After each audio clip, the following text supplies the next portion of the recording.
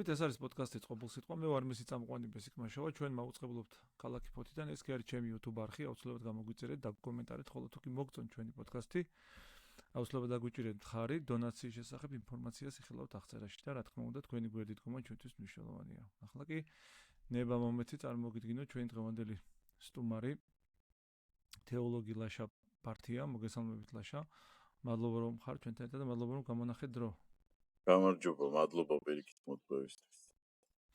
მადლობ თქვენ, ჩვენ საინტერესო თემაზე უნდა ვისაუბროთ, ჩემი აზრით, ეს არის ნომინალიზმი, იგივე ფორმალიზმი, ასე ვთქვათ, რელიგიასა და ეკლესიაში, ხო, ანუ როგორ ავლეს ის საკუთარ თავს ყოველდღიურობაში და ეს პროცესი, ეს ნომინალისტური დამოკიდებულება, როგორ აშორებს ადამიანს რეალურ სარწმუნოებას და როგორ უშლის მის ფერიცვალებას ხელს და ეს ფერიცვალების ცნება შემთხვევით არ მიხსენებია, რამდენადაც ჩვენ ფერიცვალების კვირაში ვართ, ამ კონტექსტში იქნება ძალიან საინტერესო იმის გააზრება, რა არის თავისი არსით ფერიცვალება და რა უშლის ხელს ადამიანის გარდაქმნას, ასე ვთქვათ, სიკეთისკენ, ხო? ეს მთელი საკითხები შეკრულია, ასე ვთქვათ, ერთ მთავარ პრობლემაში, როცა ადამიანები ამ სოციოკულტურულ პროცესში ვერ იაზრებენ ჭეშმარიტების აზრს და მის შინაარსს. მოკლედ, ჩემი კითხვაც ამას უკავშირდება. ეს ნომინალიზმის პრობლემა როგორ ავლენს ყოველდღიურობაში თავს? ნომინალიზმის პრობლემა ახალი არ არის, ზოგადად ყველა რელიგიას თანდევს გარკვეული პერიოდი შემდეგ. ქრისტიანობაც არ არის აქ გამონაკლისი, თავის სამივე დიდი მიმდინარეობით, რომელთაც კათოლიკობა იქნება ეს მართლმადიდებლობა თუ პროტესტანტული მიმდინარეობა. ყველგან არის ნომინალიზმი. ნომინალიზმი რო განსაზღვროთ მარტივად ეს არის საინტერესო ფორმალური მიკუთვნება გარკვეულ სარწმუნოებისადმი, მაგრამ რეალურად შეიძლება ადამიანს არ წამდეს თავის სარწმუნოების არსი. მაგალითად, ქრისტე აღდგა ეტყვი ადამიანს, ჭეშმარიტად აღდგა გიპასუხებს. და მე რო ეუბნები ქრისტე გაცოცხლდა, აი არ ვიცი უკვე, ანუ მართლა გაცოცხლდა არა იყო და გაცოცხლდა თუ არა არ ვიცი, მაგრამ ჭეშმარიტად აღდგა გიპასუხებს. ანუ რეალურად აუცილებელი არ არის რწმენა გესმოდეს იმისთვის, რომ რელიგიური იყო. ანუ ნომინალიზმი შეიძლება ესე ვთარგმნოთ. ხო, ფორმალურად ეკუთვნოდეს შეიძლება რომელიმე რელიგიას, მაგრამ აბსოლუტურად არ გესმოდეს მისი შინაარსი. კი, არ არის ახლა ძველი აღთქმაც რო ავიღოთ მაგალითად მთელი მოსედან დაწყებული მერე მეფეთა პერიოდი და მთელი ისრაელის ისტორია არის საკითხი იმის გარშემო და ის რომ ეს ხალხი ერთ ღმერთსაც თაყვანსცემს, მაგრამ ამავდროულად სხვა ღმერთებისკენ გაორბის თვალი, გული და ამ ჩვეულებრივ ათავსებს ამ მრავალღმერთიანობაში მთავარ ღმერთსაც. და მთელი, ასე ვთქვათ, მოსეს სულ ეს პრობლემები რო აქვს ამ კერთაყვანისმცემელ ხალხთან. რა თქმა უნდა. და ძველ აღთქმაში ასევე ისიც არის გამოკვეთილი, რომ მოსე თვითონ პოლიტიკური ლიდერიცაა და სამი ტიპის კანონი აქვს. ეს არის ნეობრივი კანონი, 10 მცნება, მერე არის რიტუალური კანონი, ყველა მსხვერპლს შეწირვა და განწმენდის რიტუალები, რაც კი უკავშირდებოდა სატაძრო და ამ იუდაური ხალხის, იუდეველი ისრაელის ხალხის თვითონ მოსეს ჯულის მეშვეობით ცხოვრებას, რაც უკავშირდება ყველა რიტუალის კანონი და მესამე კიდე იურიდიული კანონი, რომელიც არეგულირებდა მათ შორის ურთიერთობას და მათ ურთიერთობას სხვა ხალხებთან გარშემო. აი ამ სამ ჭრილში თუ უყურებთ ძველ აღთქმას, ხედავთ სამი ტიპის კანონს და ეს არის აბსოლუტურად თეოკრატიული საზოგადოება. მაგრამ ახალ აღთქმაში რო გადმოვდივართ, სხვა სიტუაციაა. როგორ უნდა გადმოვიდეთ მაგალითად ძველი აღთქმის პერიოდი, როგორ პერიოდებად იყოფა, ხო? ეს არის პატრიარქების პერიოდი, სანამ ჯერ ჯული არ არის მიცემული, მერე არის ჯულის პერიოდი და მეფეთა პერიოდი შემდგომ. და მერე უკვე როდესაც ტაძარი დაინგრევა ნაბუქოდონოსორის შემოსევის შემდეგ და აი შემდგომინდელი პერიოდი უკვე როდესაც მერე აღდგება ტაძარი და მეორე ტაძრის პერიოდს ეძახიან და ახალ აღთქმამდე პერიოდი. ყველა ამ პერიოდში არის ნომინალიზმის პრობლემა და ძირითადი პრობლემები ხალხს აქვს, იმიტომ ასეთ დასკვნას აკეთებს სულიერად საღვთო წერილის ავტორები ვინც წერენ, ესე მიგვითითებენ, რომ ყველა პრობლემა უჩნდება ამ ხალხს ნომინალიზმის გამო. ანუ ნომინალური მორწმუნეობა უფრო სახიფათოა ვიდრე ათეიზმი. ესე რეალი პროექტი გამოდის.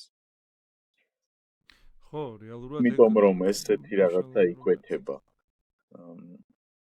ინფორმაცია ღმერთის შესახებ, ცოდნა ღმერთის შესახებ, ან უცოდინრობა, ან ზოგადად საკუთარი წარმოდგენა უფრო მნიშვნელოვანია ვიდრე თვითონ პიროვნულად ღმერთი. მაგალითად ქრისტეს სიტყვები რო გავიხსენოთ, იუდეველებს ეუბნება იოანეს სახარებაში მეხუთე თავში. თქვენ იკვლევთ წერილებს და გგონიათ რომ მათში გაქვთ ხსნა, ისინი კი ჩემზე მოწმობენ. ანუ აი ერთი მაგალითიც რომ მოვიყვანოთ თვითონ წმინდა ცეცხლის მოლოდინი ხალხში, დაუშვათ აღდგომის პერიოდში. მაგ დროს ტაძარში ვერც კი შეხვალა. ჩემთან ახლოს აქ არის 100,000 მოწამის სახელობის ტაძარი და სხვა დროს ჩვეულებრივ შეხვალ გამოხვალ. ნუ გასაგები აღდგომას ბევრი ხალხი მიდის. განსაკუთრებით ცეცხლი როცა არის მოტანილი, თავს ვერ შეყოფ და როგორც კი ამ ცეცხლს აიღებს ადამიანი გამორბის სახლში, აღარ აინტერესებს იქამდე რა ხდება და მე რა ხდება. ესეც ჩვენი საზოგადოების ახლა მაგალითი რომ ვიტყვი ნომინალიზმის ერთ-ერთი დამადასტურებელი. ანუ ზედაპირული რწმენის, ზედაპირული დამოკიდებულების რწმენისადმი, როცა შენ რწმენა პრო მატერიალურ ფორმალურად გესმის, ვიდრე შინაარსობრივად, ხო? ვინ არის ცენტრი სარწმუნოების და ლიტურგია რო ავი. ქრისტე. რა არის ყველაზე დიდი სიწმინდე ლიტურგიაში? ზიარება ითვლება, ხო? მიიჩნევა. ზიარებაზე უფრო მნიშვნელოვანი ხდება ადამიანისთვის ცეცხლი. აი რო შევადავ, ზიარებასთან ესე არ არის რიგები. აი ესეც ხო სოფხედველური პრობლემაა. აბსოლუტურად. რომ ადამიანს წელიწადში ერთხელ ის ცეცხლი, ნუ ეხა ის გადმოდის თუ არა, ეს სხვა თემაა, ამათ მაგათ არ ვექებ. საერთოდ რო არის ყოფილი რა. და არც არაფერი არ მოხდება, ანუ საქმე იმაშია, რომ ეს არის ცნობიერების ის მოდელი, რომელიც ჩვენ ვახსენეთ და დაუკავშირეთ ძველ აღთქმას განსაკუთრებით მოსეს ისტორიას, ხო, სადაც მიუხედავად იმისა, რომ მოსე მუდმივად ამ ხალხს ეზიდება ზემოთ, რაღაც კონკრეტული მიზნისკენ, ეს ხალხი მიუხედავად ამისა რჩება მატერიალურ სამყაროში და ითხოვს კერპს. აი იმის ანალოგი რო გავავოთ, ჩვენი ეკლესია ქრისტოცენტრულია, მაგრამ მიუხედავად ამისა ადამიანებს აინტერესებთ მაინც სხვა რა, უფრო ფორმალური, უფრო მატერიალური საკითხი, რაღაც ცეცხლი აინტერესებს, როცა მნიშვნელობა და მიზანი განსხვავებულია, უფრო აღმატებულია, ხო? ამიტომ აქ კერპის ცნობიერება არ გამხრალა არსად, უბრალოდ ტრანსფორმირდა რაღაცა ფორმებში, ხო? ამიტომ ეს მუდმივად ეს ნომინალიზმი ჩვენი ნათქვამის არ იყოს ამ დასაწყისში, მუდმივად აქტუალურია.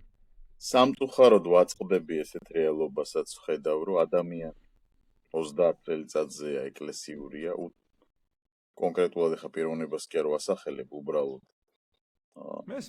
არის საჭირო რომ დავასახელო.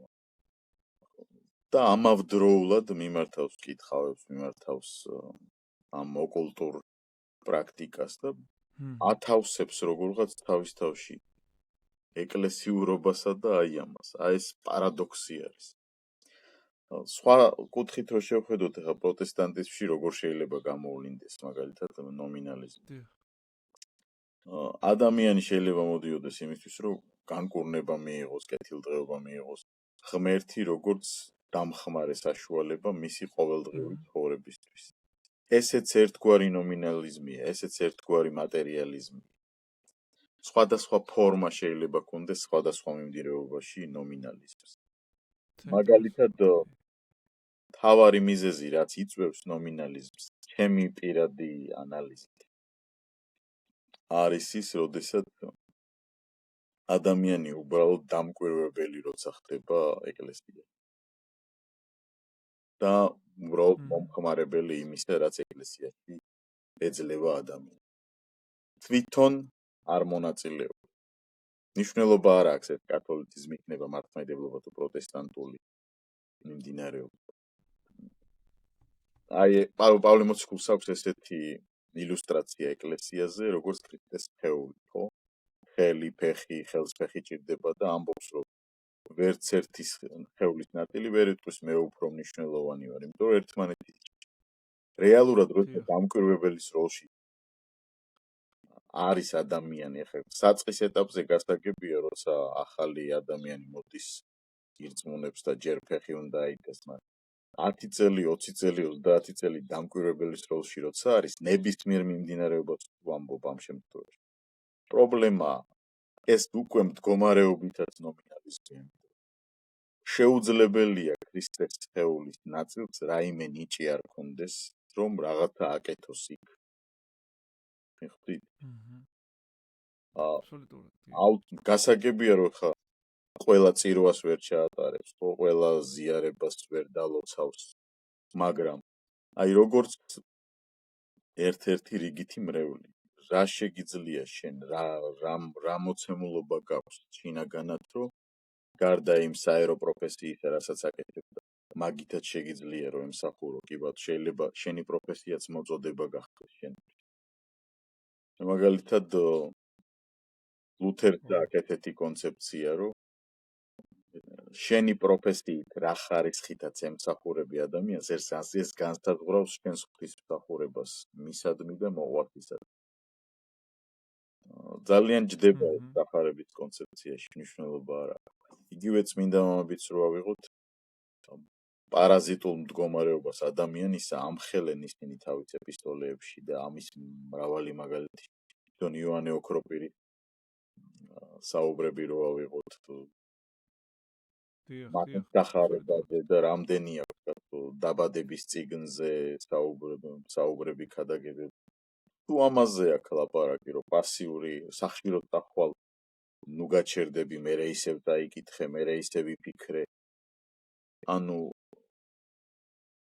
პასიურ მდგომარეობაში მომხარებელ პოზიციაში ყოფნა უკვე ნომინალური მდგომარეობა და დანარჩენი ყველაფერი შედეგია, როგორც ჩანს, ასე აქ ახლა მორალის კითხვაზე არ არის, კაცო. არა ეს რელიგიის მომხმარებლობა რაში გამოიხატება, რა სიჭირდება ადამიანს ნომინალურად ითვლებოდეს ამა თუ იმ დენომინაციაში, ანუ რა არის ეს საჭიროება და რა განაპირობებს ამას? ძირითადად ადამიანს სჭირდება, როდესაც ესე მხოლოდ მომხმარებულ დონეზე, იმისთვის რომ ღმერთმა მას ჯანმრთელობა მისცეს, შვილები დაულოცოს, ხელი მოუმართოს, განაცუდია კაცო, ამას არ უნდა ელოდეს მორწმუნე ღმერთისგან, მაგრამ ხოლოდ აი ამ კატეგორიებში რო რჩება ადამიანი, ეს მატერიალისტური მდგომარეობა და იქით ვეღარ მიდის. ხოლოდ რომ მიიღო, ხოლოდ რომ კარგად იყო, ხოლოდ რომ ხელი მოგემართოს, უფრო აღმატებულზე ფიქრი და შენ თვითონ რო იყო ჩართული ცოტა მაღლა ამ ყველაფერზე, აი აქ პრობლემა ჩდება.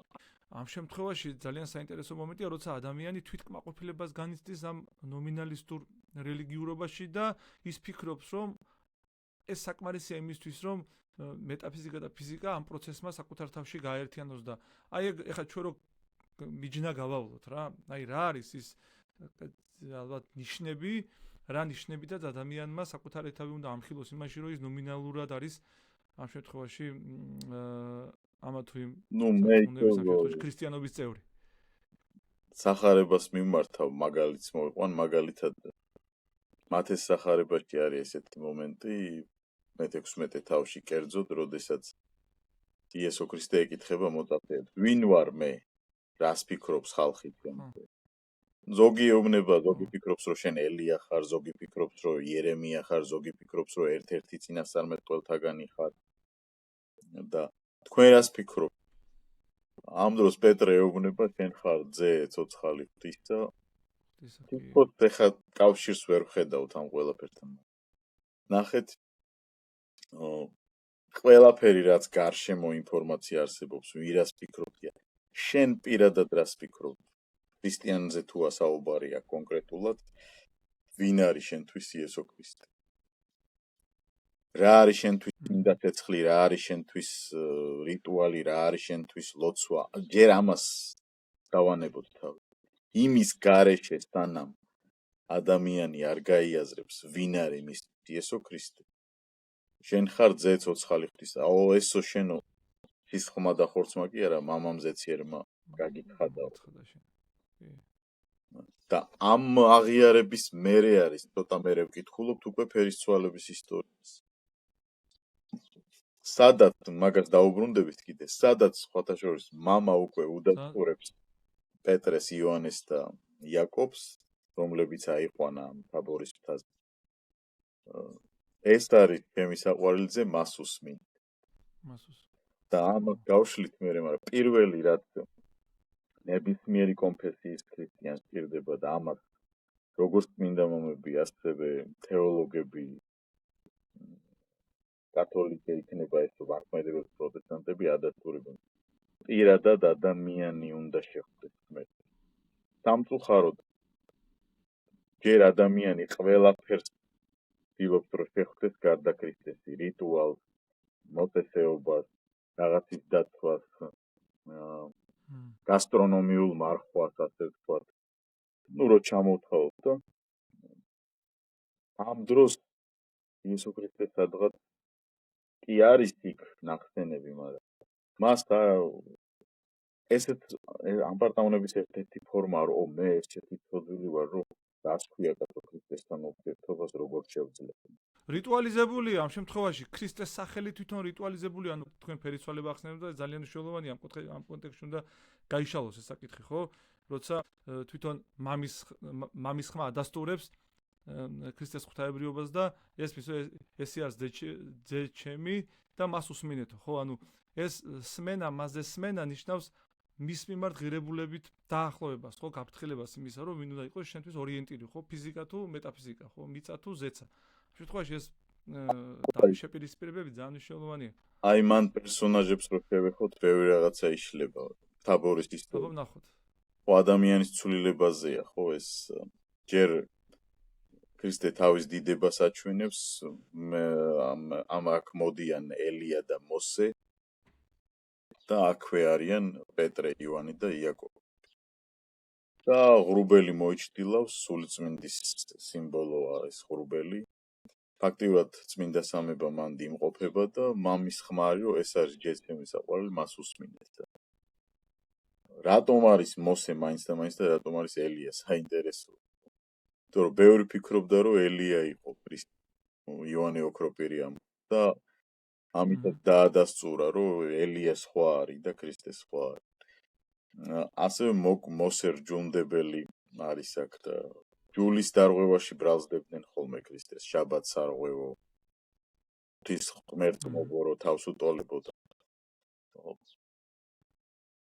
იქ მათი დიალოგიც არის საიდან გაიგეს ახლა მოწაფეებმა რომ ეს მოსე და ელია იყო. საუბარი მიმდინარეობს მათ შორის.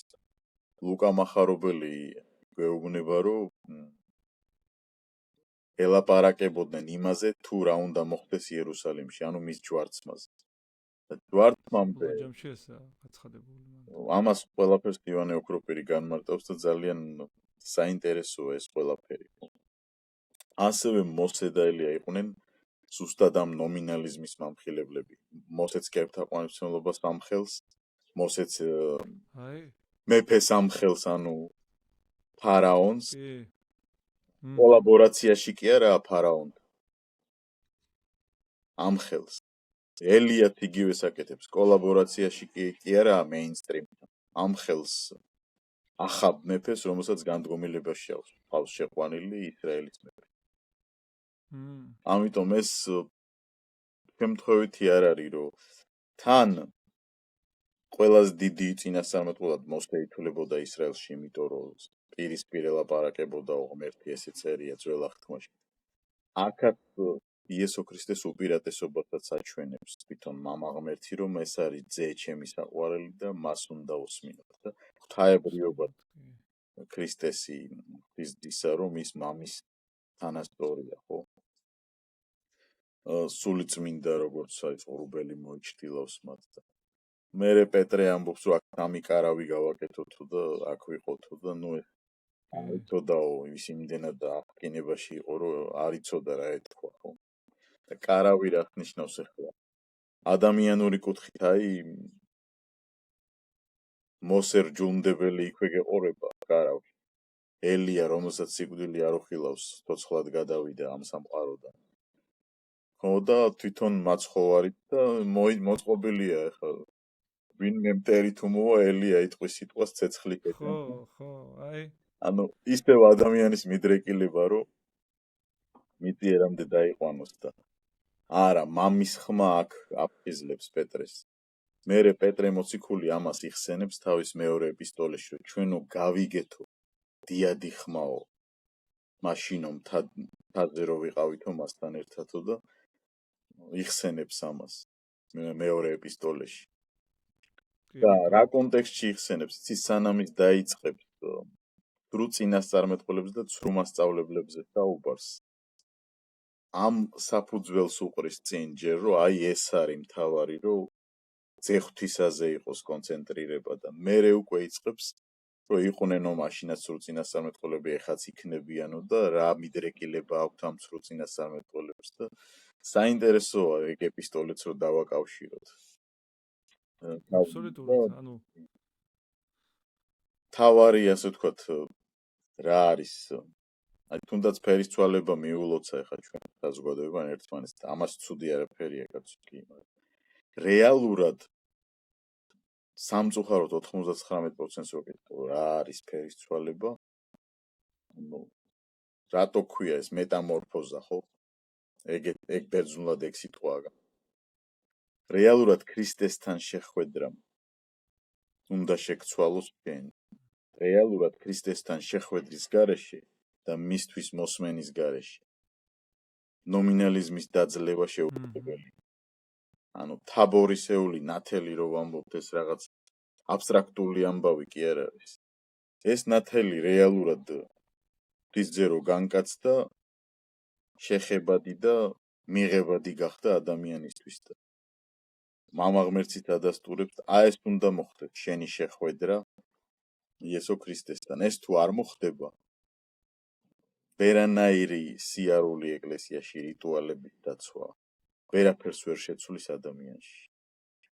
ანუ უნდა იცოდე რომ ხო, ანუ უნდა იცოდე რომ კარვის ფენომენი არ არის ამ შემთხვევაში ფერისცვალების მოქმედი სუბიექტები რა, კარვის მიღმა არიან ისინი და ეგ არის მნიშვნელოვანი რა ეს ანუ ეკლესიის ეგ მოვლენები ამ შემთხვევაში ან სუბიექტები, მათ შორის ქრისტე, ელია, მოსე.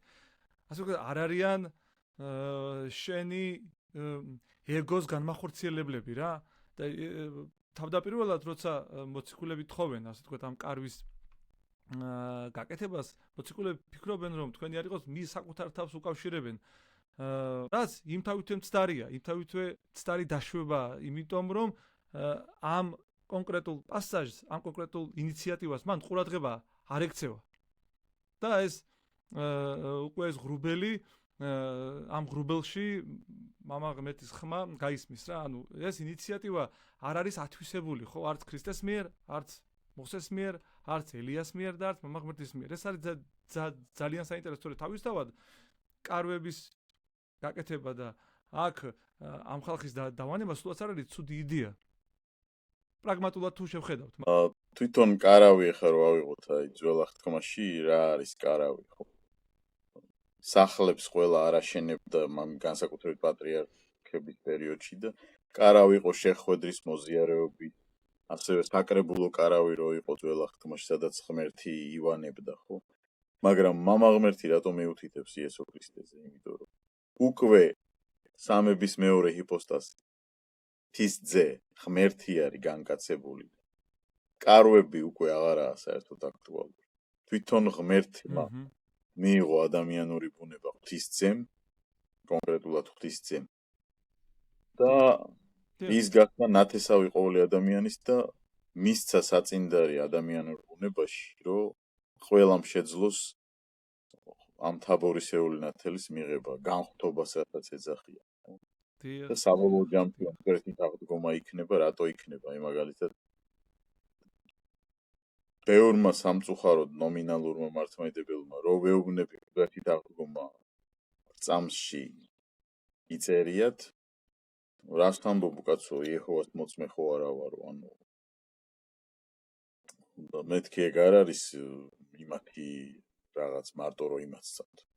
დამოველი აღდგომას ამკვდრეთით და ცხოვრებასა მე მისცეთ დაუყუნეთ. ბოლო პუნქტი ხო?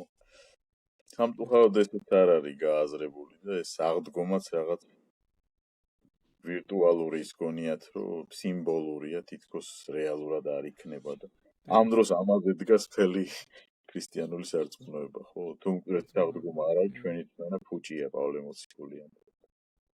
ეს ყველა კავშირია ყველაფერი, ხო, ეს რაღაცნაირად თუ შევაკავშიროთ. ნომინალიზმის დაძლევა ისევ და ისევ რომ თქვა, აი დიაგნოზი დაუსვით ჩვენ თავს, მაგრამ რითი დავძლით. დიახ. აი ამ მარტივი სახარებისეული ჭეშმარიტების გააზრებაში და მისწრაფების გადაწყვეტილების მიღებაშია რომ მე იმიტომ მივდივარ ეკლესიაში და იმიტომ საერთოდ მაინტერესებს წმინდა წერილი რომ ქრისტესთან ქრისტეს შევხვდე თორე რელიგიური საზოგადოება იყო ქრისტეს დროსაც აბა გავიხსენოთ რამდენი დასი არსებობს სხვადასხვა რელიგია და ყველაზე დიდი კონფლიქტი ქრისტეს აქვს რელიგიურ საზოგადოებაში ერთ კონფლიქტს ვერ ნახავთ თქვენ ცოდვილთან ქრისტესი სახარებაში ერთ პრეცედენტს იმისა რომ ცოდვილ ადამიანთან კონდეს კონფლიქტი არ არის ყველა კონფლიქტი არის აქტიურ კომუნიკაციაში ფარისევლებთან სადუკეველებთან ჰეროდიანებთან რომლებიც ჰეროდეს უჭერდნენ მხარს რომლებიც ცდიდნენ მას რომ ეუბნებიან უნდა უხადოთ კეისარს ხარკი თუ არა აბსოლუტურად რელიგიური ხალხი ცდის და პოლიტიზირებული ხალხი ცდის მას ცოდვილების მეგობარს ეძახიან და რატო ზის მათთან რატო ჭამს და რატომ აქვს კონფლიქტი ქრისტეს ამ ხალხთან რატომ აქვს დაპირისპირება მუდმივი ასე ვთქვათ შეპირისპირება აქვს რომელ შეპირისპირებასაც ბოლო არ აქვს პრაქტიკულად იმიტომ რომ ზუსტად ამაში ამხელს თქვენ წერილები კარგად იცით აკლემის შთანთქავები და კოღოს მწურავები ხართ ეუბნებ მაგრამ გამოგეპარათ მთავარი თვითონ პირადად ღმერთის სახის ძიება რაც ჰქონდათ ძველი აღთქმის მართლებსაც აი ელია რო ავიღოთ მაგალითად მოშურნეა ხო მას არ აინტერესებს მეფე რას ფიქრობს მასზე ხალხი რას ფიქრობს მასზე მას ერთადერთი რამე აინტერესებს რომ ღმერთის მოშურნე იყოს საერთოდ არ არის დიპლომატიური არავისთან კომპრომისოა და მე თვითონაც აი თუნდაც იმ ვაჭრების გამოდევნა ტაძრის ეზოდან ხო ესეც იმიტომ აქვს კონფლიქტი რომ ისინი საუბრობენ ღმერთის შესახებ ისინი საუბრობენ რიტუალების შესახებ ისინი საუბრობენ წესების შესახებ ისინი საუბრობენ მრავალი რაღაცის გაკეთების შესახებ ეს ჩანს, როდესაც ის ელაპარაკება მათეს მე-15 თავში, მარკოზის მე-7 თავში, დანამატები ბევრი რო ქონდათ უკვე და ესეთი რაღაცაც ქონდათ, რომ შენ თუ შესაწირავს მიიტანდი იმ საზრუნავისა, რაც მშობლებისთვის ქონდა და ამას კორბანს ეძახოდნენ, თუ შეწირავდი, უკვე ახალი გეხსნებოდა ვალდებულება მშობლებზე ზრუნვის. ანუ თქვენო მე-5 მცნებას აუქმებთო ამითო ამ ხელს. ერთ-ერთი. რატომ? იმიტომ რომ რელიგიური ხალხის მიდრეკილება არის ღმერთზე და ღმერთის გარშემო საუბარი, მაგრამ პირადად მისი ცნობა შორს არის მათგან. აი ეს არის ქრისტეს დიაგნოზი რელიგიური ადამიანების. და რა იყო ეხა ებრაელების ცნობიერებაშიც? ეროვნული ცნობიერება, ჩვენ ვართ რჩეულიერი, ჩვენ გვაქვს წმინდა წერილი, ჩვენთან უნდა მოვიდეს კაცობრიობის მხსნელი. განა არასწორი იყო ეს, მაგრამ ამით ამპარტავნობდნენ. და ქრისტიანობაშიც არის ეს, რომ აი ეროვნული ცნობიერება, როდესაც უფრო მაღლა დგას ვიდრე ქრისტეს პიროვნება. ჩვენ საზოგადოებაში თუნდაც მამარდაშვილმა თქვა, რომ ჭეშმარიტება უფრო მაღლა დგას ვიდრე ეროვნული ინტერესი. პარაფრაზს ვამბობ ხა სიტყვა სიტყვით. არ ვიცი. დაახლოებით ასეთ რამ თქვა, რის გამოც ბევრად გააკრიტიკეს თავის დროზე. სწორი თქვა. იმიტომ რომ ქრისტე არც ერთი ეროვნული ცნობიერების და ღირებულების ნაყოფი არ არის, ასე ვთქვათ. ღირებულებას კი არ ემსახურება, პირიქით თვითონ აძლევს ყველა ერთს და ყველა ადამიანს ღირებულებას, რომელიც უნივერსალურია ყველასთვის. ეს არ არის ქართული, ეს არ არის ბერძნული, ეს არ არის იტალიური ან გერმანული, ეს არის თვითონ ქრისტეს პიროვნებასთან დაკავშირებული. ამას არ აქვს ეროვნება. ეხლა მნიშვნელოვანია ზენაციონალურობა ქრისტესი. რა თქმა უნდა, ტენდენცია მისი განაციონალურობის, რომ თითქოს ქრისტე ქართველებს განსაკუთრებულად უფრო რაღაცნაირად პატივცემს. მე სხვა ერსა. კი არ სპობს. გამოცხადების წიგში ჩვენ ვხედავთ, რომ ვიხილეო საბოლოო ესქატოლოგიურ პერსპექტივაში როწერს ივანე მახარობელი ვიხილეო ყველა ერიდან, ყველა ტომიდან, ყველა ენიდან განა აუქმებს ამას ღმერთი, მაგრამ არავისზე უპირატესობას არ ანიჭებს. აი ეს არის თავად. ამოსავალი წერტილი არის უნივერსალიზაცია გავიაზროთ ჩვენი რწმენის ობიექტის და არ მოვახდინოთ მისი რაღაც კონკრეტიზაცია და მისი იზოლაცია. არ მოვათავსოთ და არ შემოვსაზღვროთ ის კონკრეტული კარვებით. და მივცეთ მას უფრო ისეთი ფორმა, რომელი ფორმაც ამავდროულად არის ჩვენთვის ხო ინსტრუმენტი და საშუალება ვწვდეთ რაღაცნაირად იმ უნივერსალურ ხასიათს ამ ჭეშმარიტებისა, რომელი ხასიათით მას აქვს რა. და აი ამის დამიწება მუდმივად რთულია და ეს მე პერსონალური თვალსაზრისითაც გამოწვევების წინაშე აყენებს ადამიანს, ხო, რამდენად ასე ვთქვათ გიწყობს ეს შენ ხელს, როგორ პერსონალური ინდივიდს გიწინამძღვროს ტრანსფორმაციის გზაზე, განვითარების გზაზე, გარდაქმნის გზაზე და გახდე ადამიანი შესაბამისად და გახდე ქრისტიანი რა. ეგ არის ძალიან მნიშვნელოვანი, ანუ მეტამორფოზის პროცესში როგორ უნდა შეგიწყოს ამ პროცესმა შენ ხელი, ამ რელიგიურობამ რა. თუ ეს სტატიკაა თუ მოძრაობაა. რა თქმა უნდა, დინამიკა ქრისტიანული ცხოვრება ზოგადად დინამიკა, იმიტომ რომ აი ესე რომ შევხედოთ, ქრისტე განგადდა, იცხოვრა, ჯვარზე ავიდა, ჯოჯოხეთში ჩავიდა, მკვდრეთით აღდგა, ამაღლდა და მეორედაც მოვა, ხო? რისთვის მოვა? უნდა შეხვდეს, მკვდრეთით უნდა აღდგეს კაცობრიობა და ეკლესია ადამიანმაც უნდა უხრწნელი სხეული მიიღოს საბოლოო დროს, სიკვდილი დამარცხებულია, მაგრამ საბოლოო ასე ვთქვათ, გამოხატულება ამისა იქნება ის, რომ უკვდავი სხეული ექნება ყველა ქრისტიანს, როგორც ქრისტეს აქვს, ხო? მერეც ეროვნულობას ეხა ხშირად ამბობენ ხოლმე ჩემზე, რომ ეროვნულ ღირებულებებს არ აღიარებს. როგორ პირიქით. ყველა ეროვნული საუკეთესო ღირებულება, რომელიც ქრისტეს მიერად არის, რომელიმე ერში, წმინდა წერია, რომ მეფეები მიიტანენ თავიანთ დიდებას, თავიანთ გვირგვინს. საუკეთესო რაც გამოვლენილა ღირებულებითად ყველაფერი ღმერთით დადიდებლად მიდის საბოლოოდ. უბრალოდ ნებაყოფლობით გააკეთებ ამას თუ იძულებით, ეგ სხვა საკითხია, მაგრამ არაფერი თავისთავად რომელიმე ერს არ გააჩნია. და თუ რამე არის ღირებულებითი და ქრისტიანული, ეს კონკრეტული ადამიანების მიწღვნით მოხდა, რა თქმა უნდა, მაგრამ ისევე ღმერთისგან მოდის, ხო? თუ რატო აქვსო კონფლიქტი რელიგიურ ხალხთან, როდესაც ქრისტესთან მიდიან რელიგიური ადამიანები, ისინი მიდიან თავიანთი სიმართლით. აი მე ამდენჯერ იმის ფარისევლის და მებაჟის ლოცვა, რომ ამდენჯერ ლოცულობ, ამდენჯერ მარხულობ. თუნდაც ის დიდარი ჭაბუკი რომ მიდის ქრისტესთან, ხო? და რაიმე ღირსებით თუ მიდიხარ, რომ მე მაშინ შენ არ გჭირდება ქრისტე. ხსნელი რატო ქვია? იმიტომ რომ ხსნელი ჭირდება ადამიანს, რომელიც იღუპება. ანუ შენ განწირული ხარ, იძირები მის გარეშე და ის გჭირდება, როგორც პეტრე რო იძირებოდა და ამოიყვანა, ხო, რომ ილუსტრაცია რო გავაკეთო. თუ ამ მდგომარეობით არ მიდიხარ, მაშინ არ გჭირდება შენ და ამიტომ ვერ შეხვდები. ვერ შეხვდები. იმიტომაც რელიგიურმა ხალხმა აცვა ქრისტე ჯვარს. რელიგიურმა ხალხმა აცვა ქრისტე ჯვარს. ცოდვილებს არ ჯულის დამცველებმა. კი. თან ღმერთის სახელით.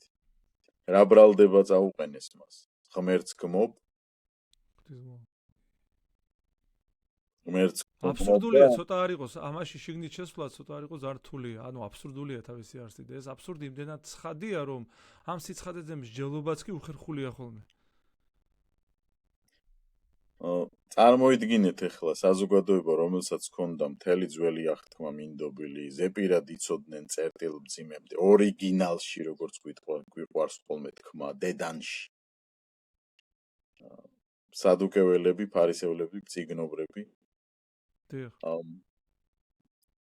რომ მოვიდნენ ის მოგვები ხო გახსოვს ეგ ეგვიპტიდან, კი. ეგვიპტიდან ზოგი ამბობს სხვა ქვეყნიდან. მნიშვნელობა რა, წარმართები მოვიდნენ.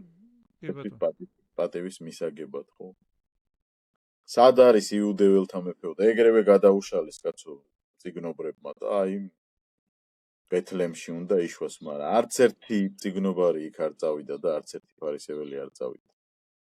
ეს წარმართები წავიდნენ ისე მოსაძებნად იმ ყრმის, ანუ ქრისტეს. მათ, ანუ წიგნობრების და ფარისევლების პრობლემა რა არის, რომ მათ ყველაფერი იციან ღმერთის შესახებ, რაც წერია, მაგრამ პირადი კონტაქტის სურვილი დაკარგული აქვს ღმერთთან. აი ეს ამაშია ქრისტეს მამხილებლობა მისის იმ საზოგადოებაში, სადაც ის მოდის. და ეხლა დღევანდელობაში პოლიტიზირებული ხდება. ხო. დღევანდელობაში მოვიტანოთ. დღესაც რომ მოვიდეს ისეთი თეორიულად ვიძახი ახლა. დღეს რომ მოვიდეს ქრისტე ჯინსები ეცვას ჩვეულებრივ და როგორც რიგით ქართველს ეცვას და ანუ როგორც რიგით ადამიანს ნიშნობა არ აქვს. რავი, არა თუ ჯვარცმა არ არის რაღაცა სხვა რაღაცას მოუფიქრებდით ალბათ. და ბრალდებასაც მოუფიქრებდით. ეგ რეალურია, რატომღაც ადამიანები არ ცდილობენ საკუთარ ცხოვრებაში ქრისტე აღიქვან როგორც ცოცხალი არსება რა და ამგვარად დაამყარონ მასთან კომუნიკაცია. ქრისტე როგორც ესე იგი უსულო საგანისია ხშირად აღქმული რა და ეს უსულო საგანის ასე ვთქვათ გამოყენება უფრო მნიშვნელოვანია ადამიანისთვის ვიდრე მასთან კომუნიკაცია როგორც ცოცხალ სუბიექტთან.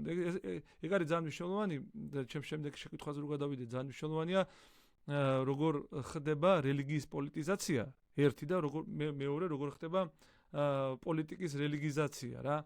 ეს ორი გამოწვევის წინაშე დგას საზოგადოება მუდმივად, როცა ჩვენ ჯერ კიდევ ზედაპირზე ვდგავართ, ხო, როცა ჩვენ ჯერ კიდევ ფორმალურად უყურებთ ამ გამოწვევას და როცა ჩვენ ჯერ კიდევ ვართ ნომინალისტურ წვერწმენაში რა.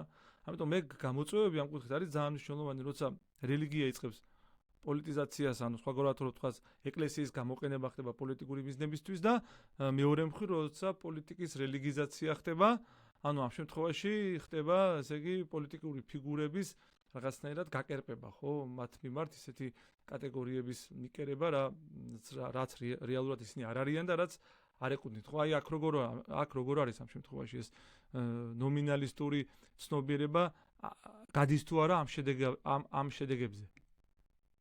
მეორე მხრივ. ნუ ესე ვთქვათ, დევნილ ქრისტიანობაშიც იყო ბევრი პრობლემა, მაგრამ თავარი რაც იყო, იქ ვერ ითამაშებდი ქრისტიანობას, იმიტომ რომ ან ციცოცხლის ფასად იჯდებოდა ეს, იყვნენ ისეთებიც, ვინც უარყვეს, ასე ვთქვათ, გარკვეული დევნის შედეგად, მაგრამ ნომინალიზმი, აი პოლიტიზირებულის პრობლემა მაინც იწყება, როდესაც ქრისტიანობა ხდება სახელმწიფო სარწმუნოება. პლიუსებიც ჰქონდა იმას რა პლიუსი ჰქონდა ეხლა შეექმნათ პირობები რომ ღვთისმეტყველება უფრო დახვეწილიყო, ჩამოყალიბებულიყო, იქ საეკლესიო კრებები მოიწვეოდა გარკვეულ საკითხებზე. განაც ცუდი იყო ყველაფერი, მაგრამ როდესაც იმპერატორი გახდა ქრისტიანი, მაშინ უმრავლესობამ თქვა, რომ მეც ვიქნები, იმიტომ რომ აღარა მოდაში წარმართობა. აი ეს გვერდითი მოვლენებიც ჰქონდა, განსაკუთრებით თეოდოსიოს დიდის დროს, როდესაც უკვე ოფიციალურად გამოცხადდა სახელმწიფო სარწმუნოებად, ხო? კონსტანტინემ რელიგიის თავისუფლება გამოაცხადა და ქრისტიანობა არადევნილ რელიგიებს შორის ჩართული, ლეგალურ რელიგიებს შორის. მაგრამ თეოდოსე დიდმა უკვე ოფიციალურად 380-382 წლებში ოფიციალურად უკვე ქრისტიანობა დევნიდა წარმართებს. უტანა როგორ ზუსტად ეგარი, რომ თუნდაც ამ ასე ვთქვათ კი არა და ფერის ცვალება ვახსენეთ, რახან ამ დღეებში იყო. ფერის ცვალება უკეთესობისკენ უნდა მოხდეს, უარესობისკენ კი არა. ეს არის. არა და ორივე შესაძლებელია პოტენციურად. კი. წინსვლას და უკუსვლას. არჩევანი შენზეა. პერსონალურად პასუხისმგებლობა შენ გაკისრია და ეს ძალიან ერთ-ერთი თქვენგან მენიშნა ძალიან საინტერესო რამ, რომ ნახეთ ფერისცვალების ნარატივში აქ ერთი მომენტია, ქრისტეს ასეთი გასხივოსნების, მისი გაბრწყინების ნახვა ჯერ კიდევ არ არის იმის წინაპირობა, რომ მოციქულებმა ეს კონკრეტული აქტი სწორად გაიაზრონ რა. ამ აქტის განხორციელების გზა ასე წერია იქ ნათელმა ღრუბელმა დაჭრდილაო იქაურობან. ეს ნათელი ღრუბელი რაღაც კონტრადიქტორული ცნებაა, ხო? ერთი მხრივ ნათელი, მეორე მხრივ ღრუბელი და მეორე მხრივ ჭრდილი, ხო? თუ ნათელია იქ ჭრდილს რა უნდა და თუ ჭრდილია იქ რა უნდა ნათელს. თუმცა ეს წინააღმდეგობრივი პროცესი თუ არ გაიარა ადამიანმა საკუთარ თავში, ანუ გარდა იმისა, რომ ის გარკვეულწილად ნათელს იხილავს სულიერი თვალით. მეორე მხრივ მას ჭირდება ეს წინააღმდეგობრივი პროცესი, რაღაც საკუთარი თავის ესე იგი გაწურვა იმისთვის, რომ შემდეგ ეტაპზე გადავიდეს და მოისმინოს მერე უკვე ჭეშმარიტების ხმა. ვინ არის და ვის რა ფუნქცია აკისრია ამ შემთხვევაში. ამ ჭეშმარიტების ხმა გესმის მხოლოდ იმ დროს, როცა ამ ღრუბელში შედიხარ, ხო? ამ ესე იგი ურთიერთდაპირისპირებულ პროცესში შედიხარ, არა ერთი მხრივ არალოგიკურ პროცესში შედიხარ, რომელიც არალოგიკურობაშიც ნათელი ხდება უკვე ჭეშმარიტება, ანუ შენ უკვე გესმის, ასე ვთქვათ, მამაღმერთის ხმა, შენ გესმის უკვე ჭეშმარიტების ხმა, ხო? ვინ არის ამ შემთხვევაში მხსნელი. და ეს ხმა რომ მოისმინო, ამ ნათელშემოსულ ღრუბელში უნდა შეხვიდე რა, იქ უნდა მოხვდე. იქ თუ არ მოხვდები, გზის გაგნება ამ შემთხვევაში, ხო, ჭეშმარიტებისკენ იქნება რთული. ამიტომ ორ ეტაპიანია ეს ტრანსფორმაცია რა, ჯერ ერთი რომ გაიაზრო მიზანი სად არის, მაგრამ ამ მიზნისკენ სავალი გზა ცოტა არ იყოს წინააღმდეგობრივია, ხო, ცოტა არ იყოს არაადამიანურია, ცოტა არ იყოს არალოგიკურია და ამ არალოგიკურობაში უკვე ხდება თვითგამორკვევა, როცა ამ თვითგამორკვევას ეხმარება საღვთო ხმა. აი მიზანს რაც შეეხება, ხშირად მიზანი და საშუალება ერევათ ხოლმე ერთმანეთს მორწმუნეებს. წმინდა წერილი კითხვა, მიზანი არ არის საშუალება. რო შეიმეცნო. ზიარება მიზანი არ არის საშუალება. საშუალებაა რომ ქრისტესთან მიხვიდე. ქრისტეს ეზიარო. სინამდვილეში სამწუხაროდ. აი კაი მაგალითი მოიყვანა ქრისტემ. იკვლევთ წერილებს და გონიათ რომ მათში გაქვთ ხსნა, ისინი კი ჩემზე მოწმობენ. ანუ წმინდა წერილის ცენტრში ქრისტეა, ლიტურგიის ცენტრში ქრისტეა, ლოცვის ცენტრში ქრისტეა. მისაბაძ მაგალითში ცენტრში ქრისტეა. ქრისტოცენტრულობა გამოაცალა საკუთარ თავს ნომინალურმა საზოგადოებამ. აბორი ფერისცვალების მოვლენაში ვინ არის? ცენტრია, ჯვარზე ქრისტეა. ყველა ის არის ქვაკუთხედი, ხო? და ვინ ჩაანაცვლა ქრისტე ამ შემთხვევაში? თუ კი ნომინალიზმმა ქრისტე გამოაცალა ამ პროცესს, მაშინ ვინ არის ცენტრში? თვითონ მაგალითად წმინდა წერილის კითხვა შეიძლება გახდეს ჩამნაცვლებელი ერთ-ერთი ნომინალური ფორმა, რომელიც ძნელად შესამჩნევია. წმინდა წერილს კითხულობს ადამიანი და ეს გონია მიზანი, არა საშუალებაა. ნახეთ, როგორ მეორე, აი უნდა ვეზიარო. როგორმე. არა. უნდა ეზიარო როგორმე კი არა, უნდა ეზიარო იმისთვის. აი ეს სწორი საკითხი, რისთვის? რომ ამით დაადასტურო, რომ შენ ხარ აღთქმაში ქრისტეს ხარ, შენ ხარ მისი მიმდევარი, ხო, შეუდექი მას. აქცენტები ეცვლილია. და ამაზე ადამიანმა თავის თავზე უნდა იმუშაოს და რა თქმა უნდა ეს მოდელი იქნება, პასტორი იქნება თუ ვინ არის მისი წინამძღოლი, ამას დიდი მნიშვნელობა აქვს. როგორ წინამძღოლი როგორ, ანუ დიდი გაგებით წინამძღოლი ქრისტეა, მაგრამ მასწავლებელი ხო, დამხმარე ადამიანი, ვინ ეყოლება გვერდში, ამასაც დიდი მნიშვნელობა აქვს, რომ სწორი საკუთარ ხშირად ადამიანები თავის სულიერ ლიდერზე არიან ხოლმე დამოკიდებული და ესეც არასწორია. ქრისტეზე უნდა გახადო დამოკიდებული ადამიანი, რომ შენ რო არ იქნები, შენს გარეშეც შეძლოს ადამიანმა მას გაყვეს. მაგალითად, ბევრისგან ხსნელი აი ის პასტორი რო გარდაიცვალა, იმის მერე უკან წავედი სულიერად, ან ის ჩემი მოძღვარი რო გარდაიცვალა, იმის მერე დეპრესია დამემართა და საერთოდ აღარ დავდივარ ეკლესიაში. ესე იგი, პრობლემა იყო, რომ ადამიანი მიეჯაჭვა ადამიანს. აი ეს ძალიან მნიშვნელოვანი მომენტია, რომელიც მაგრამ ხრივია, როგორც მოძღვრის პასუხისმგებლობა, ისე მაგალითად რო ავიღოთ ოქროპერის პედაგოგები. ყველაფერი ქრისტოცენტრულია, ხან. ქრისტეზე გამახვილებინებს ყურადღებას ყოველთვის.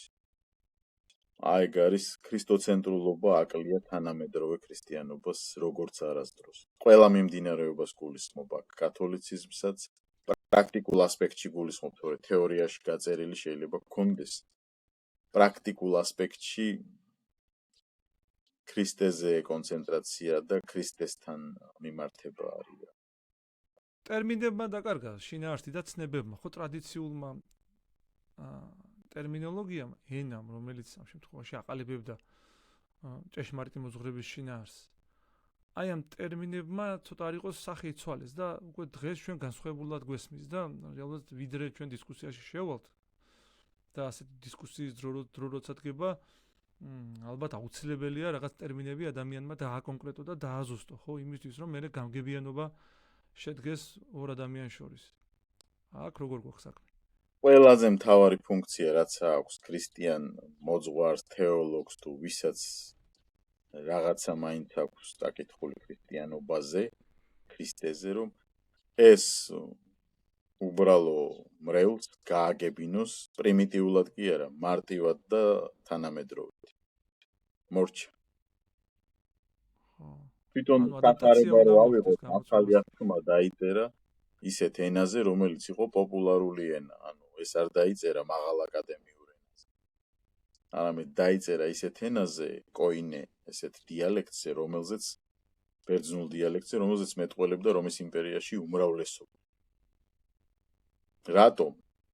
არ შეეძლო ღმერთის ეგ გაეკეთებინა, რომ მაღალ აკადემიურ დონეზე დაწერილიყო. შეეძლო, მაგრამ არა, ყველანაირ ადამიანს უნდა შეძლებოდა ეს.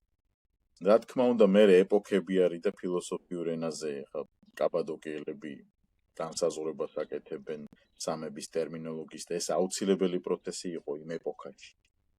ამაზე არ არის კრიტიკა.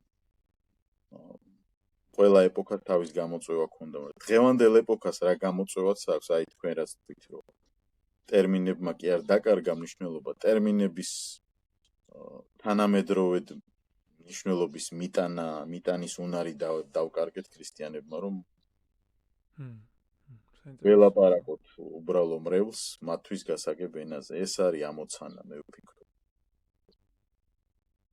ეგ კიდევ ერთი რო ჩაუღრმავდეთ ახლა ამ საკითხს, ახლა დამაფიქრა უბრალოდ ჭეშმარიტების ცდომის პერსპექტივებმა, ეს დენომინაციური განსხვავებები, ასე ვთქვათ, ხო, სიმრავლე.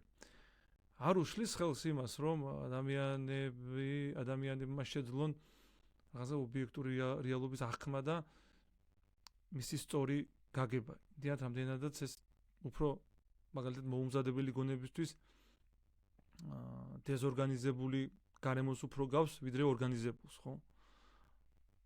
აქ როგორ არის? კონფესიონალიზმის გულისხმობ. დიახ, ხო, სხვადასხვა კონფესიები, ხო, სხვადასხვა ეხლა ავიღოთ ესეთი რაღაცა, მაგალითად. მათ შორის ქრისტიანობაში, ხო, დაუშვით. ბატონო. არ შეიძლება ამის გართულებაც, მაგალითად არსებობს ტრადიციული ქრისტიანული მიმდინარეობები, როგორც მართლმადიდებლობა, კათოლიციზმი და პროტესტანტიზმი. არის ლიბერალური მიმდინარეობები, სხვადასხვა კონფესიები. მაგალითად სამების დოგმატი ქრისტეს ჯვარზე სიკვდილი მკვეთით აღდგომა, რომ მხოლოდ ქრისტეთია გადარჩენა, ტრადიციული ქრისტიანული მორალი, აი ამ მინიმალიზმში კათოლიციზმი, მართლმადიდებლობა და პროტესტანტიზმი თანხმდება. არის სამების დოგმატში აღმოსავლეთ შეხედულებასა და დასავლეთ შეხედულებას შორის განსხვავება. მაგრამ ესეც დიალოგის საგანია და ახლა მე ნორმალურად ვუყურებ, რომ ზოგს აღმოსავლური მოდელი სწამდეს სამების და ზოგს დასავლური. ეს მოცემულობაა. თუ ამას ფუნდამენტალურად მიუდგებით, მაშინ ერთმანეთს ერეტიკოსები უნდა უძახონ. მაგრამ ეს და დიალოგის კულტურა პირველ ეკლესიაში არ იყო გამონაკლისი, მაგალითად იუდეველი ქრისტიანები თავს ახვევდნენ წარმართებიდან მოქცეულ ქრისტიანობას წინადაცვეთას და ჯულის დაცვას ისე როგორც თვითონ იცავდნენ. ამაზე დიდი დავა მოუვიდა პავლეს და ბარნაბას, ავიდნენ იერუსალიმში და მერე მიიღეს დადგენილება, რომ იქ ჩამონათვალია, ხო, რომ არ დაეკისრებინათ წარმართებიდან მოქცეული. ეს შიდა დინამიკა ყოველთვის არსებობს. კონფესიონალიზმიც უნდა რეალობაა ასეთი. მაგრამ ეხლა მართლმადიდებლურ ეკლესიაში ხარ, ტრადიციულში, კათოლიკურში თუ პროტესტანტულ ტრადიციულ ეკლესიაში, იქ ნებისმიერ ასპექტი მე ამ კუთხით ტრადიციულ ქრისტიანებს შორის ეკუმენისტი ვარ. შეიძლება ბევრს არ მოეწონოს, მაგრამ ჩემი პირადი შეხედულება. ხო, გასაგებია მესმის კი. სამივე ეკლესიაში შეგიძლია ქრისტეს შეხვდება. ქრისტეს ისეთ შეხვდები ინსტიტუციის გარეშე, მაგრამ როგორც კი შეხვდები, შენ ქრისტეს სხეულის ნაწილი ხარ, ხა ამას უარყოფ, არ უარყოფ, ხო საკითხია, მაგრამ შეუძლებელია იყო ქრისტიანი და იყო მისი ეკლესიის მიღმა. სხვა საკითხია, რომ ფუნდამენტალური მიდგომით ყველა ეცდება, რომ თავისი ეკლესიის ინსტიტუცია დაასაბუთოს, რომ ეს არის ჭეშმარიტი ეკლესია, მაგრამ ეს უკვე სხვა დიალოგია. ეკლესიოლოგიაზე დიალოგი კონფესიებს შორის და ამაზეც შეიძლება, რომ დაუბრონ თეოლოგებმა, სასულიერო პირებმა დიალოგის ფორმატში, რატომაც არა, ეს კულტურაც უნდა არსებობდეს. ხო, ეგ მნიშვნელოვანია სხვა ინტერკონფესიური დისკუსიები, თუმცა ახლა ერთი შეკითხვაც კიდე რახან შეეხეთ ამ საკითხს. ხო შეიძლება რომ ადამიანი წყალებში ეკლესიის გარეთ იყოს და რაღაცნაირად შეძლოს ჭეშმარიტების რეალობის გარკვეული წდომა. მიუხედავად ამისა, ის ეკლესიაში არის თუ არა ამ შემთხვევაში, ხო, რაღაცა მიზეზების გამოისობით დაუშვათ, რაღაც მიზეზების გამო შეიძლება შორს არის, შეიძლება მასთან არ მისულა, საშუალება არა და ასე შემდეგ და თვითნებურად შინაგანად მორალურად წდება რაღაც ჭეშმარიტების ობიექტებზე და ასეთი გამოცდილება ჩვენ გვაქვს რეალურად სახარებაშიც და მის გარეთ, ხო? ხომ შესაძლებელია რეალურად ადამიანი ეკლესიის გარეთ იყოს და მეორე მხრივ ჭეშმარიტებასთან თანაზიარებაში იყოს და მიმღებლობის პერსპექტივა გაუჩნდეს მას ქრისტესგან. ანუ ჭეშმარიტებისგან. ასეთი რამეთ დავთქვათ, რომ არსებობს ეკლესია როგორც ინსტიტუცია და არსებობს ეკლესია როგორც ორგანიზმი ქრისტეს. ორგანიზმის გარეთ ვერ იქნება, შეიძლება ინსტიტუციიდან გაგდონ კიდეც ადამიანი. ან თვითონ არ მოსტონდეს ინსტიტუცია, მაგრამ ქრისტეს ორგანიზმის მიღმა ვერ იქნება, იმიტომ როგორც კი ქრისტეს შეუდგება, ის ქრისტეს სხეულის ნაწილია. ამიტომ ინსტიტუციის მიღმა ყოფნა და ქრისტესთან ერთად ყოფნა შესაძლებელია. ხო, პოტენციურად შესაძლებელია თვითონ მე ახლა მახსენდება სახარების ერთი პასაჟი, ხო?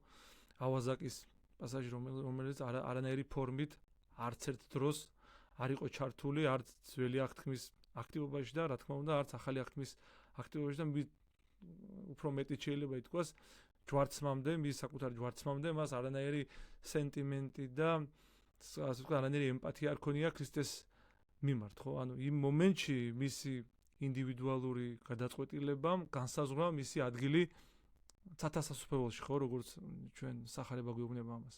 აი ესეთი პასაჟი არის მარკოზის სახარებაში საინტერესო. ლუკასთანაც არის, მაგრამ მარკოზიდან წავიკითხავ მე-9 თავში 38 მუხლიდან. აი შენ რა თქვენ რას თქვით იმაზე. იოანე მოთხრა მოძღვარო ჩვენ ნახეთ კაცი, რომელიც შენი სახელით ეშმაკებს დევნის. ჩვენ კი არ მოგყვება და ჩვენ აუკრძალეთ მას, რადგან ჩვენ არ მოგყვება. იესო მოთხრა, ნუ უკრძალავთ ვინაიდან არავის, ვინც ჩემი სახელით სადაულს ახდენს, არ ძალუც ჩემი ასე იოლად გმობა. ვინაიდან ვინც ჩვენ წინააღმდეგი არ არის, ის ჩვენთან არ არის.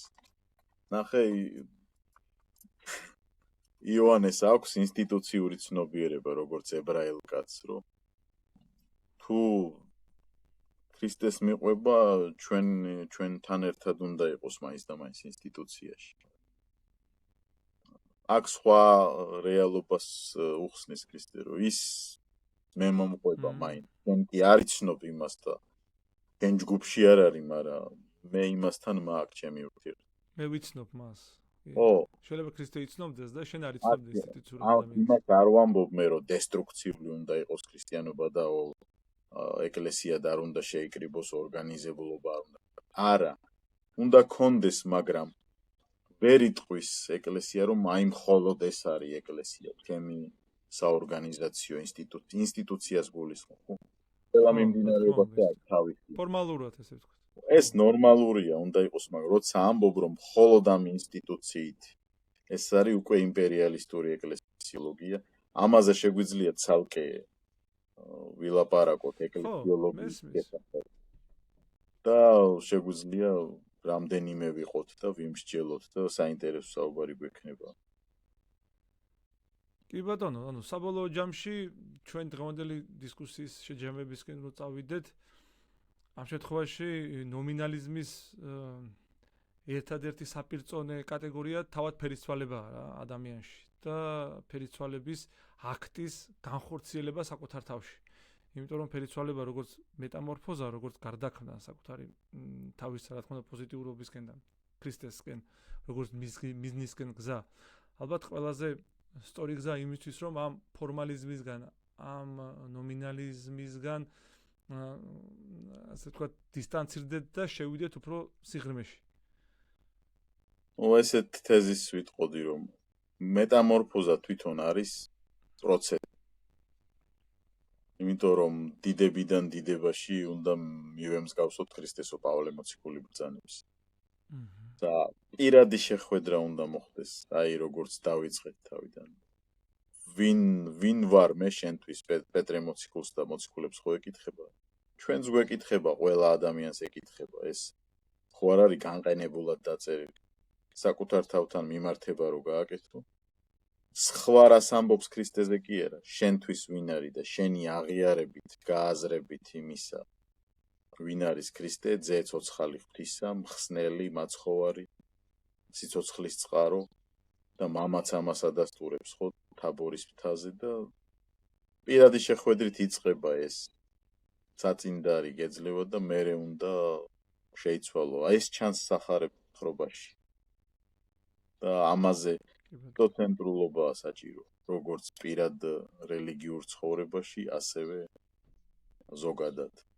ეს თუ არ იქნება, მაშინ ყველაფერი იქნება მასზე, მის შესახებ და არა მასთან შეხვედრის შესახებ. ხო, არ იქნება ურთიერთობის ფორმა, ასე ვთქვათ, ინტერპერსონალური, შენსა და მათ ქრისტეს შორის, შენსა და ღმერთს შორის, ანუ ეგ ურთიერთობის ესეთი რაღაცა რო ვთქვათ, დავუშვათ თქვენი შვილი რო ბევრს კითხულობდეს იმაზე, ვინ არის ჩემი მამა, ვინ არის ჩემი დედა და არასდროს არ გქონდეს თქვენთან ურთიერთობა. აი როგორი ციმია ძალიან. ილუსტრაცია, ხო?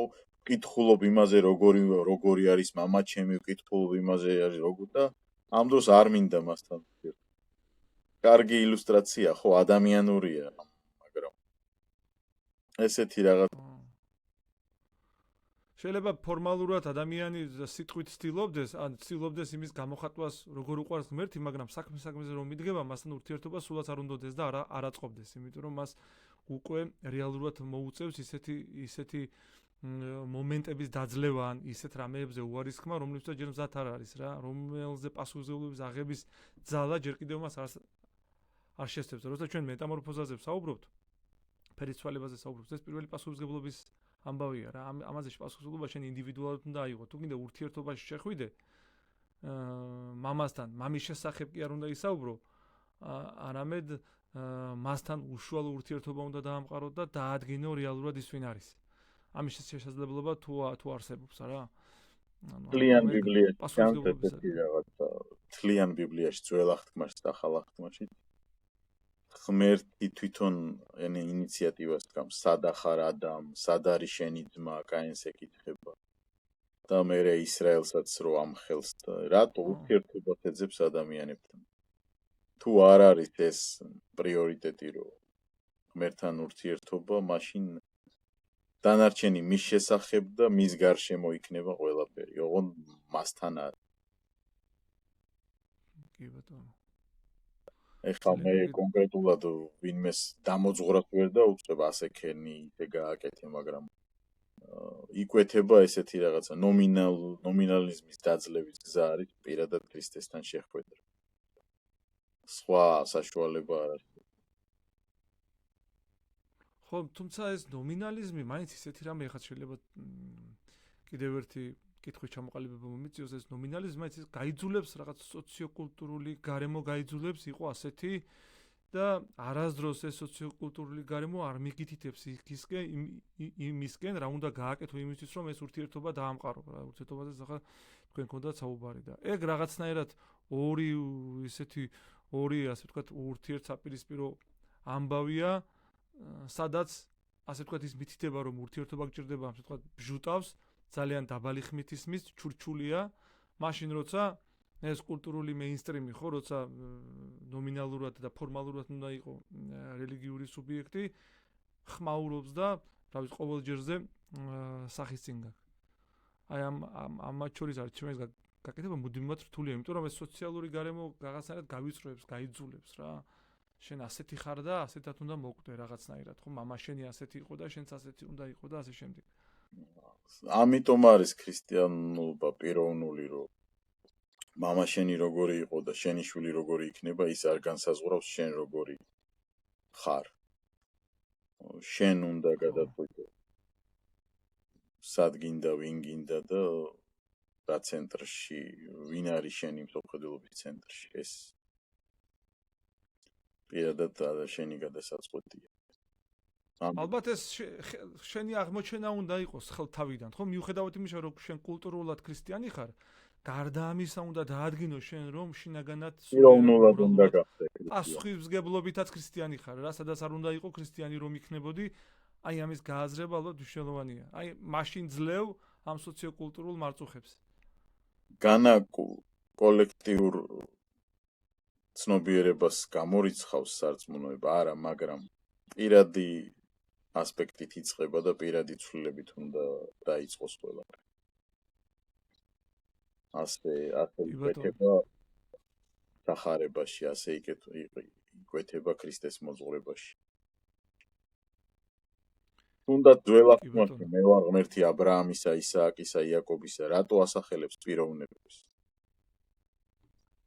იმიტომ რომ ამით გვაჩვენებს ძველი აღთქმა, მოსეს რო ეცხადება ხო?